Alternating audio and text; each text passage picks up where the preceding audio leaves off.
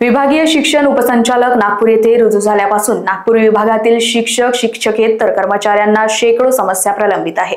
या विरोधात विदर्भ माध्यमिक शिक्षक संघाच्या वतीने सहकार्यवाह तथा आमदार सुधाकर अडबाले यांच्या नेतृत्वात आज ठिय्या आंदोलन करण्यात आलं। मात्र विभागातील शिक्षण उपसंचालक नागपूर यांच्या कार्यालयासमोर दुपारी 3 वाजेपासून समस्या सुटेपर्यंत ठिय्या आंदोलन करण्यात येईल असं सुधाकर अडबाले यांनी सांगितलं।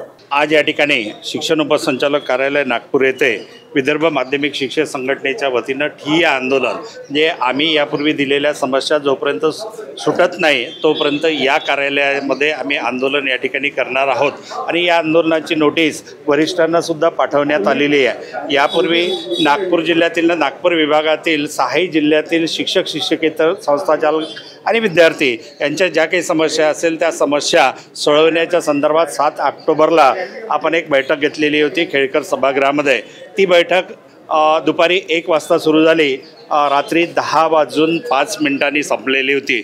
जवळपास त्या बैठकीमध्ये 200च्या वर समस्या होत्या आणि त्या समस्यांवरती साधक-बाधक चर्चा झाली आणि त्या समस्या सोडवण्याच्या संदर्भामध्ये त्या सभेमध्ये सर्वांच्या समोर एक आश्वासन देण्यात आलेलं होतं, परंतु 1 महिना होऊन सुद्धा त्यामधील समस्या सोडवल्या गेल्या नाही, म्हणून आम्हाला या ठिकाणी आंदोलन करावं लागते आहे। आपल्या नागपूर विभागामध्ये शालार्थ आय डी घोटाळा झाला, त्या शालार्थ आय डी घोटाळ्याची चौकशी आणि नंतर त्या अनुषंगाने सभागृहात विचारलेला प्रश्न, माझ्या प्रश्नावर महाराष्ट्र शासनाने नियुक्त केलेली SIT त्याची चौकशी होते आहे। पण मार्च महिन्यापासून या कार्यालयामध्ये एक ग्रहण लागल्यासारखं झालेलं आहे। या 6 जिल्ह्यातील अनेक शिक्षकांच्या, संस्थाचालकांच्या, मुख्याध्यापकांच्या समस्या पेंडिंग आहे। त्यामध्ये ज्या नियुक्त्या झालेल्या आहेत त्या नियुक्त्यामध्ये अनुकंपा असेल किंवा मायनॉरिटीच्या शाळा असतील का शिक्षकेतर कर्मचाऱ्यांच्या नियुक्त्या असेल, शासन स्तरावरून किंवा तुमच्या स्तरावरून परवानगी देऊन नियुक्त्या झालेल्या आहे, परंतु त्या नियुक्तीच्या अजूनही शालार्थ आय डी दिले नाही। 4-4 महिन्यापासून त्यांचे पेमेंट प्रलंबित आहे। शासन स्तरावरून पवित्र पोर्टलच्या माध्यमातून ज्युनियर कॉलेजमध्ये किंवा हायस्कूलमध्ये ज्या नियुक्त्या झालेल्या आहे त्या नियुक्त्यासुद्धा नियमातल्या नियुक्त्या असतानासुद्धा शालार्थ आय डी देण्याचं काम या डेप्टी डायरेक्टर आणि बोर्डाच्या अध्यक्षाचं आहे, परंतु त्यांनी आजतागायत अनेक शालार्थ आय डीचे प्रकरणं प्रलंबित ठेवलेले आहेत। वरिष्ठ श्रेणी असेल, निवड श्रेणी असेल, नियमित 1 तारखेला नागपूर जिल्ह्याचा पगार व्हावा ही आमची मागणी आहे। शासन स्तरावरून महाराष्ट्रातल्या इतर सर्व जिल्ह्यामध्ये पगार झाला, पण नागपूर जिल्ह्याचा अजूनही पगार झालेला नाही।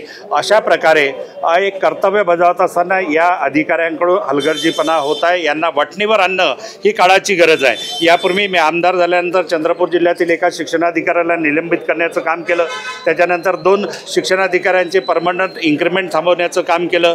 भंडाऱ्याच्या ज्या शिक्षणाधिकारी आहेत त्यांची चौकशी आपण लावलेली आहे। त्या चौकशी समितीसाठी आजच चौकशी अधिकारी भंडाऱ्याला गेलेले आहेत। यवतमाळच्या शिक्षणाधिकाऱ्याची सुद्धा सभागृहामधून आपण त्यांना निलंबित करण्याची मागणी केलेली आहे। म्हणजे आपण या ठिकाणी किती अधिकाऱ्यांवरती कारवाई करावी अशी मागणी करावं हेच मला आता समजत नाही। जिथं जावं तिथं अशा प्रकारचा भ्रष्टाचार मोठ्या प्रमाणामध्ये आपल्याला दिसून येते, त्याच्यामुळे आम्हाला अशा प्रकारचे आंदोलनं करण्याची पाळी येते। सभागृहामध्ये सुद्धा भंडाऱ्याच्या शिक्षकांना निलंबित करा म्हणून तारांकित प्रश्न हिवाळी अधिवेशनामध्ये मी लावून धरलेला आहे आणि प्रश्नसुद्धा ॲडमिट झालेला आहे। निश्चितच या हिवाळी अधिवेशनामध्ये 1-2 अधिकाऱ्याला निलंबित केल्याशिवाय विदर्भ माध्यमिक शिक्षक संघटनेचा प्रतिनिधी म्हणून मी सौद बसणार नाही, याची मी आपणास ग्वाही देतो। लोकवाहिनी मीडियासाठी अविनाश तोतडेची रिपोर्ट, नागपूर।